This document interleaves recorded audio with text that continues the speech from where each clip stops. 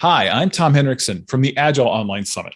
We have Kasie Kremenak with us today. She is an enterprise coach and a change leader. Kasie, introduce yourself to the people here at the Agile Online Summit. Hi, Tom.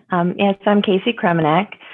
I'm an Agile coach. I've been coaching for, over 10 years now with all different types of teams, and also been in all different types of Agile roles, anywhere from Scrum Master to release train engineer to product owner to enterprise coach.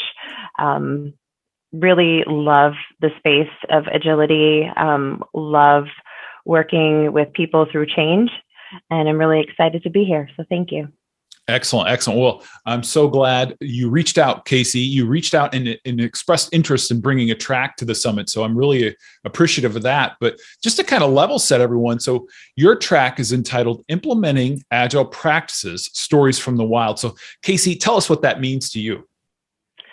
Well, Agile frameworks provide guidance on how we can implement Agile practices, but they're not prescriptive. There's not a one-size-fits-all approach to agility. Every organization, even every team, has different needs and different problems that they're trying to solve. So my track, Implementing Agile Practices, Stories from the Wild, will take a look at the creative ways Agile practices have been implemented in the real world that are fit for purpose and maintain the integrity of the Agile values and principles. Yeah, so kind of walking a balance there, isn't it, to make sure you're not too prescriptive, but you give people some help, right? Right. Yeah. I mean, you can't just make things up and expect things to go well. I mean, there's some fundamental things that need to be in place, right? We need to keep focus on those Agile values and principles, but within that, we can be really creative. Yeah. So Kasie, just kind of because like I said, you reached out. So tell us what your goals are with creating this track, because I really like this idea here. I suggested this track because too often there's this misconception that Agile equals Scrum, or that scaled frameworks need to be applied in a particular way.